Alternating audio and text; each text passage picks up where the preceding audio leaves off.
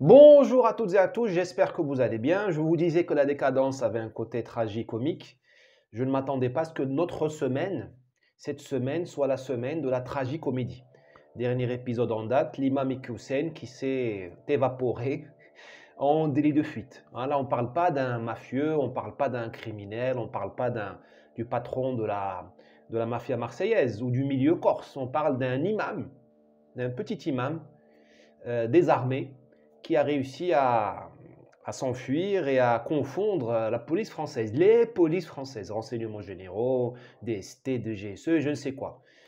Bienvenue chez les bronzés. Les bronzés font du ski. Les nuls, avec N majuscule, s'essayent au travail de police. Eh bien, ils sont, nous, non pas nous, eux, ils ont été humiliés par un petit imam. Voilà. Ça me rappelle Kaboul 2020, août 2020. Ça me rappelle la débandade américaine à Kaboul, toute proportion gardée. On s'était moqué des Américains qui ont quitté Kaboul d'une manière honteuse. Eh bien, nous avons notre Kaboul maintenant avec l'imam Hussein. Toute proportion gardée. D'ailleurs, il n'y a pas de quoi s'étonner, parce que nous sommes les chaouches de M. Biden. Comme on dit, tel père, tel fils, tel maître, tel esclave, ou tel sidi, tel chaouche, pour utiliser des métaphores arabisantes, maghrébines. Donc, tel sidi, tel chaouche. Eh bien, nous ne faisons qu'imiter notre Sidi Biden, dans l'incompétence. Incompétence de nos services de sécurité. Enfin, quand même. C'est juste délirant d'avoir perdu la trace de ce monsieur. Et je vous dis, c'est pas Carlos, c'est pas le terroriste, c'est pas un guerriero, c'est un imam. C'est un imam. C'est un type qui récite le Coran et qui fait des commentaires sur la vie du prophète. C'est ça un imam. Voilà, on s'est fait battre par un imam. Champion du monde. Alors, imaginons, on l'expulse. Imaginons la police française, Interpol, parce qu'il paraît qu'il est en Belgique. Imaginons l'Europe entière réussit à mettre la main sur lui et qu'on l'expulse au Maroc. Est-ce que le problème sera réglé? Je vous signale que ce monsieur, comme n'importe quel Marocain, peut revenir en France moyennant 5 000 € payés cash au passeur. Ma famille l'a fait, donc je parle avec une certaine autorité. D'accord? 5 000 €, c'est pas grand-chose, même au Maroc. D'accord? D'ailleurs, ça vient de tomber, Frontex, l'Office européen des frontières, censé garder nos frontières, elle a avoué qu'il y a eu 160 000 entrées irrégulières en Europe, 160 000 entrées forcées, 160 000 viols de nos frontières entre janvier et juillet. L'année n'est pas terminée, donc on va terminer l'année avec peut-être 300 000, 320 000. Juste sur janvier à juillet, si nous faisons des calculs de base, parce que j'ai été, grâce à Dieu, au collège et au lycée français avant Papendiaï. Parce que maintenant, au collège et au lycée français, les maths et les calculs, ce sont des affaires de blancs. Les maths sont blanches, comme on le sait. Donc, on ne les apprend pas. 2 fois 2 ne font pas 4 dans le collège de Papendiaï. Donc, 160 000 multiplié par 5 000, j'ai fait le calcul tout à l'heure sur la calculatrice, ça fait 800 millions d'euros. Allez, 1 milliard d'euros. Soyons, puisque les maths sont blanches, soyons africains. Moi-même, je suis africain et maghrébin, donc je vais arrondir largement à 1 milliard d'euros. 1 milliard d'euros donnés à la mafia. Du Maroc à la Libye, parce que 160 000 immigrés clandestins sont passés par la Libye, par le Maroc, par l'Algérie, par la Bulgarie, par la Grèce, par l'île de Lesbos, par l'Italie, Lampedusa. Vous voyez ce que je veux dire? Par la Turquie, la Hongrie, voilà. Grosso modo, on a 1 milliard d'euros que nous avons transférés à la mafia.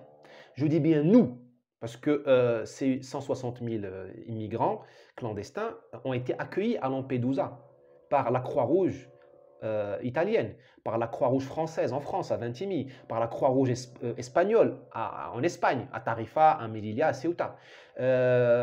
Ces 160 000 migrants n'ont pas pu traverser la Méditerranée à bord de bateaux pirates.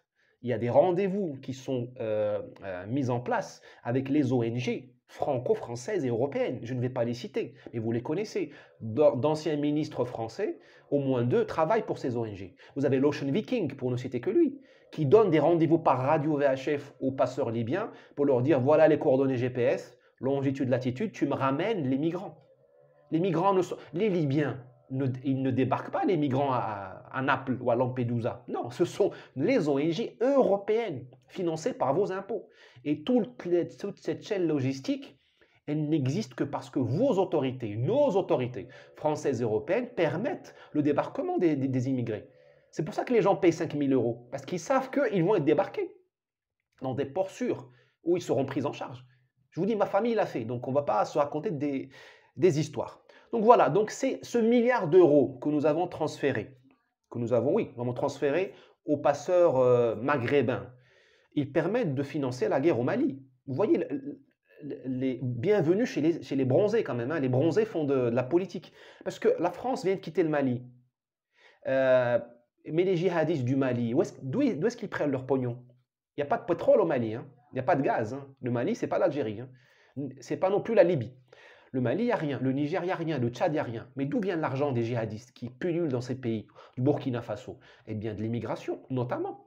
Vous croyez que les djihadistes, armés jusqu'aux dents, ils laissent passer les convois de migrants comme ça, ils leur disent, bah oui, passez, que Dieu vous bénisse, allez peupler l'Europe? Mais non, ils prennent le péage, ils prennent la dîme, ils ne sont pas bêtes. Donc, finalement, globalement, notre politique migratoire finance nos ennemis qui nous tirent dessus, qui tuent nos soldats au Sahel. Donc, on est vraiment des rigolos. Donc voilà, finalement, ce que je voudrais vous expliquer, c'est qu'il y a un cadre, un contexte global. Le cas de l'imam Hussein n'est juste c'est un coup de pinceau. C'est juste un pointillé dans un contexte, dans un tableau global qui est juste non seulement lamentable, parce qu'il est déprimant, mais aussi il est le reflet de notre corruption. Je dis bien le mot corruption. Corruption. 1 milliard d'euros donnés aux mafias, juste entre janvier et juillet. Multiplier ça par 10 ans d'immigration. 10 ans, je suis gentil. Je remonte à la chute de Kadhafi. Nous avons enlevé Kadhafi pour mettre les mafieux à la place. Hein? Qui a pris la place de Kadhafi? La mafia libyenne. Cette mafia libyenne, il y a des grands mafieux dont j'ai le nom, et c'est des noms que l'Europe connaît, que Frontex connaît, qui sont devenus des grands barons, avec des fortunes en plusieurs centaines de millions d'euros. Et on ose nous dire en France, par M. Darmanin, M. Macron, on vient lutter contre l'islamisme, mais c'est juste une blague. Nous finançons l'islamisme. Ces mafias libyennes sont des mafias islamistes, qui sont plus fortes que le gouvernement libyen, que les gardes-côtes libyens. C'est ça la vérité. Voilà, donc moi, cette affaire Hussein, je ne la comprends pas. Parce que, c'est quoi le message? Quel est le message que veut transmettre M. Darmanin? Qu'il combat l'antisémitisme chez les musulmans? Qu'il combat l'homophobie chez les musulmans, qu'il combat le machisme chez les musulmans, ben là, il faudra expulser des millions de musulmans de France. Parce que ce qui est reproché à M. Hussein, moi, sincèrement, je peux vous donner une liste de noms. Hein. Une liste avec des centaines, des millions de noms. D'autant plus qu'il est de plus en plus difficile pour un musulman, et notez bien ce que je vais dire, il est de plus en plus difficile pour un musulman d'être dans la loi en France. Le musulman, de plus en plus, est condamné à être hors la loi. PMA pour toutes, mariage pour tous, LGBTisme pour tous, Gay Pride pour tous, théorie du genre pour tous. Et j'en oublie. On ne peut pas être musulman. Tu ne peux pas être musulman orthodoxe en France. C'est fini. Tu es automatiquement hors la loi.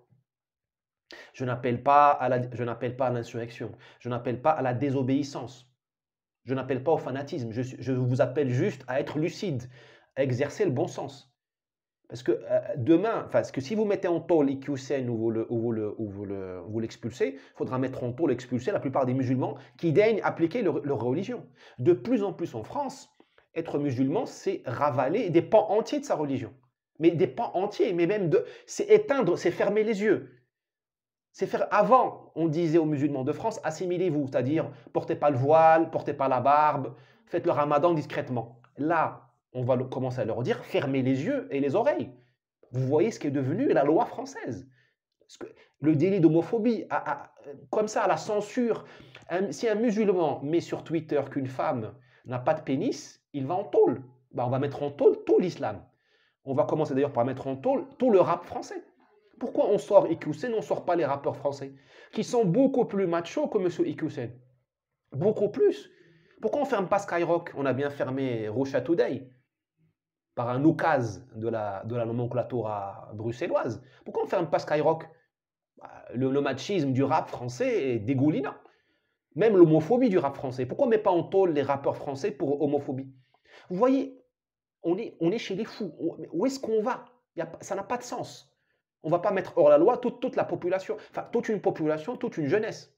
Et croyez-moi, moi je ne défends pas l'homophobie ni le machisme, mais je vous demande juste d'être lucide et d'être cohérent. Qu'est-ce que vous voulez, chers amis français? Qu'est-ce que vous voulez? Qu'est-ce que vous voulez? Posez-vous la question. Ensuite, est-ce qu'on veut embêter le Maroc?